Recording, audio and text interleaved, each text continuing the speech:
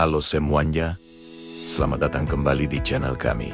Hari ini kita akan membahas sebuah peristiwa besar yang mengubah peta politik Timur Tengah selamanya.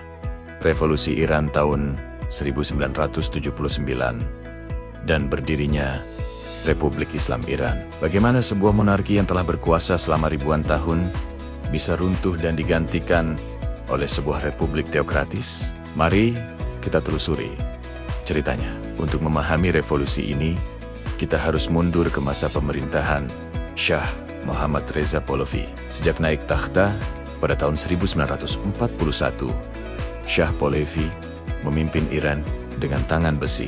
Ia meluncurkan program modernisasi ambisius yang dikenal sebagai Revolusi Putih. Program ini memang membawa kemajuan, seperti reformasi tanah, hak pilih bagi perempuan, dan peningkatan literasi. Namun, di balik itu semua, ada sisi gelapnya. Modernisasi yang diusung Shah sangat keberat-beritan dan sekuler, yang menyinggung banyak kelompok masyarakat tradisional dan religius. Kesenjangan ekonomi semakin melebar. Kekayaan minyak negara seolah hanya dinikmati oleh segelintir elit yang dekat dengan kekuasaan, sementara rakyat banyak hidup dalam kesulitan. Korupsi merajalela di kalangan pejabat. Yang paling parah adalah penindasan politik. Shah menggunakan polisi rahasianya yang terkenal kejam, Safak, untuk membungkam semua bentuk oposisi. Siapapun yang berani mengkritik akan ditangkap, disiksa, atau bahkan dihilangkan. Di tengah ketidakpuasan yang memuncak inilah, muncul seorang tokoh ulama karismatik dari pengasingan, Ayatollah Ruhollah Khomeini. Dari tempat pengasingannya, pertama di Irak, lalu di Prancis, Khomeini tanpa henti menyuarakan kritiknya terhadap Shah.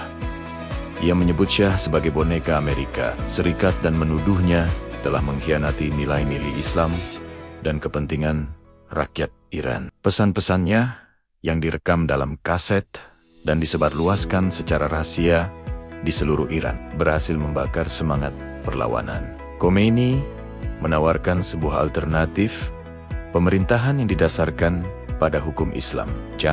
Ia sebut velayate faqih atau pemerintahan ahli hukum Islam.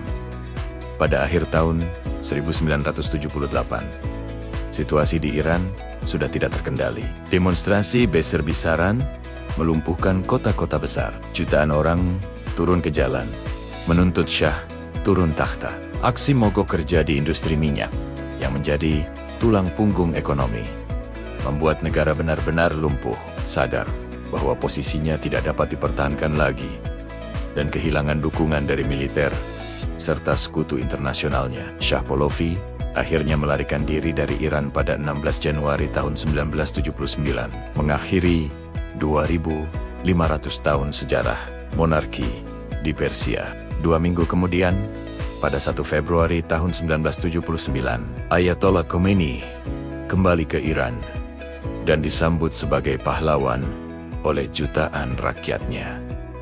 Kepulangannya menandai klimaks dari revolusi. Setelah periode transisi yang singkat, sebuah referendum diadakan pada bulan April tahun 1979.